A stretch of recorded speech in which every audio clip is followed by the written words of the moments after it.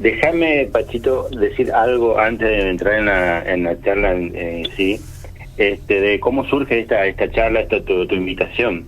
La semana pasada, que estuviste dando el tema de crisis hipertensiva, hubo una oyente que te preguntó sobre la hipertensión gestacional, ¿no? Sí, Y a así partir es. y yo estaba escuchando y te hice saber que ese sábado, sábado pasado, fue el Día Mundial de la Concientización por la Preeclampsia. Para que entienda la audiencia la importancia de esta enfermedad, que tiene su día propio a nivel mundial para concientizarse sobre ella. Esto quiero traer a cotación para demostrar también la importancia de lo que vos haces, de lo que hace todo tu equipo ahí en ese programa, lo que es cómo la gente se interesa de todos estos temas y lo importante que es llegar a la comunidad con esta información, con hábitos saludables, con conocimientos básicos sobre su cuidado, y que contribuya a la salud de la población. Así que yo los felicito por este emprendimiento, lo que ustedes hacen todos los sábados, de tomarse un tiempo para estar ahí charlando y dando buena información. Dicho esto, pasamos a lo otro. Sí, la preeclampsia es una enfermedad muy grave que afecta a un 10% más o menos, o sea, los estados hipertensivos del embarazo afecta más o menos un 10% del embarazo a nivel mundial, y la preeclampsia se presenta entre un 2, 3 a un 5% de estas pacientes. Hay una diferencia entre lo que es una hipertensión gestacional y la preeclampsia. La preeclampsia es una complicación de la hipertensión y se agrega algunos datos al solo hecho de tener la presión alta. Como vos bien dijiste, la hipertensión gestacional pura es aquella que aparece después de las 20 semanas, que es cuando entra en el periodo sintomático de la enfermedad, que es ya es casi el tercer trimestre, porque el primer y segundo trimestre la patología hipertensiva del embarazo es asintomática.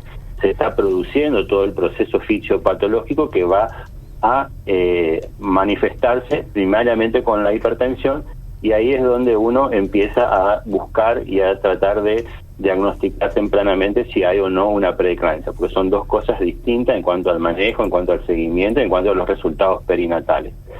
Así que esta enfermedad es importante hacer, más que el diagnóstico, hacer la prevención de la enfermedad.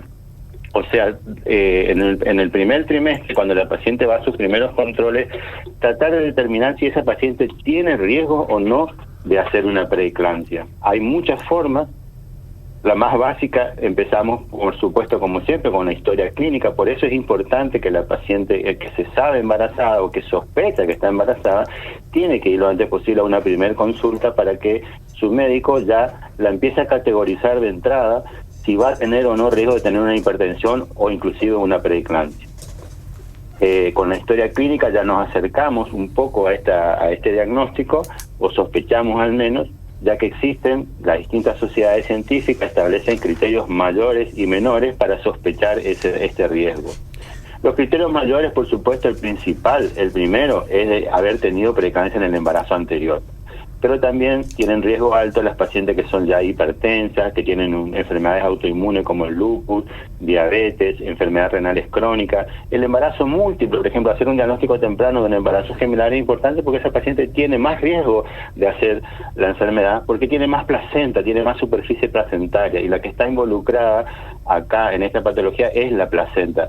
Bien, vos dijiste que este es el hecho tan diferente que tiene con la hipertensión esencial o idiopática a la que vos te dedicas, en donde los mecanismos son otros. Acá es la placenta, se saca la placenta, se termina el problema.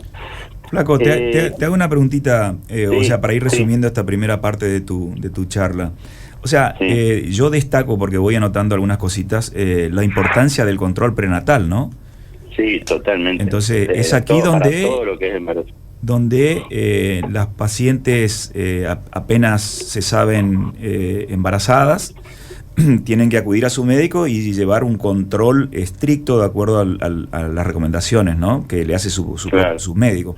Pero ahí mismo vos estuviste diciendo otra cosa muy interesante que quiero que la vuelvas a reforzar. Entonces hay un grupo de riesgo. Sí, totalmente. Hay mujeres que tienen definitivamente más riesgo de generar hipertensión en el embarazo y futura preeclampsia. Entonces, definámosla un poquito de nuevo, a ver, ¿cuáles serían esas Claro, personas por eso esas mujeres que deben estar más atentas o tener más cuidado con esto. No asustarse, Claro. sino decir, bueno, yo tengo que prestar un poquito más de atención. Javier, permiso, Mirá. perdón Javier, Sí, sí. justamente voy a enganchar lo que está diciendo Pacho a una pregunta de una paciente, digo, de una oyente. Dice, aquella persona, aquella señora de que no es hipertensa, no sufre hipertensión, ¿por qué se da o cómo se puede dar cuenta de que va a sufrir o va a tener hipertensión en el momento del embarazo? Bueno, está enganchada Creo que con más o esta menos pregunta. por eso decía. Bueno, Exacto. esa es la pregunta que me acaba de hacer Pacho. Por eso digo, empezamos hablando de la importancia del Acá, control pero acá prenatal. el doctor se está equivocando, porque Pacho viene después. No, Sí, sí, doctor de en Sergio. estos momentos, Javier, en este momento el doctor Discúlpeme, de doctor Sergio. Luquestí, pero yo soy el doctor de Sergio en este momento. En este momento el doctor Bueno, de Pacho, después cuando Bueno, vayamos disculpe, a jugar la doctor. pelota. Bueno, dale, Disculpe, flaco, doctor, te escuchamos, disculpe. te escuchamos. Acá hay dos cosas que son importantes. Tanto el control prenatal precoz, para ahora voy a hablar otra vez de los criterios de inclusión, pero también es importante la consulta preconcepcional. Eso es fundamental y realmente vemos que al más arriba del 90% de las pacientes que están embarazadas no hicieron consulta preconcepcional. Porque si vamos, como te voy a mostrar ahora, todos los antecedentes en donde nos puede decir que la paciente tiene riesgo, ya hay que identificarlos en la consulta preconcepcional y desde ahí ya se puede empezar a hacer cosas que van a disminuir la posibilidad de que aparezca, de que se produzca la preeclampsia, aún teniendo los riesgos. Javier, ¿a qué Porque llamamos concretamente consulta preconcepcional?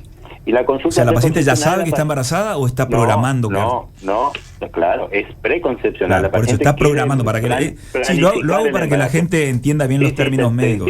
Te entiendo. La preconcepcional sería cuando la mujer, la pareja tiene que programar, planificar sus embarazos.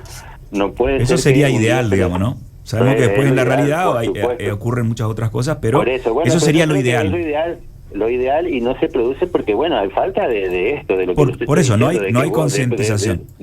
Sí, no, pero no hay concientización porque no hay tampoco educación adecuada. Claro. O sea, no hay una lo que se dice orientación o puericultura de decir a las pacientes. Claro. Incluso yo tengo pacientes que han venido embarazadas que venían con una carga de clínicos o de otros ginecólogos que no hacen obstetricia. Entonces, y la paciente, sabiendo que se estaba por embarazada, buscando un embarazo, no se hizo ningún control preconcepcional, ¿entendés? Y ya vino embarazada. Y a veces nos encontramos con patologías que hubiera sido mejor solucionarlas antes de que se embarace.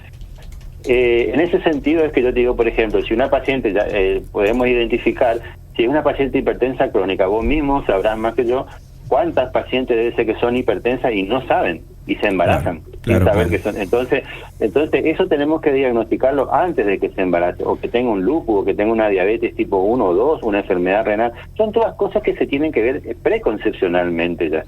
Entonces el médico, si va a ser su médico de cabecera, su médico obstetra, ya tenemos una paciente con un índice de masa corporal mayor de 30 y va a haber que recomendarle que baje de peso primero, mejore su insulinoresistencia, todo, porque va a tener riesgo para todas esas cosas. Prepararse para un embarazo y para que todas las cosas salgan de la mejor manera posible, ¿no? Claro.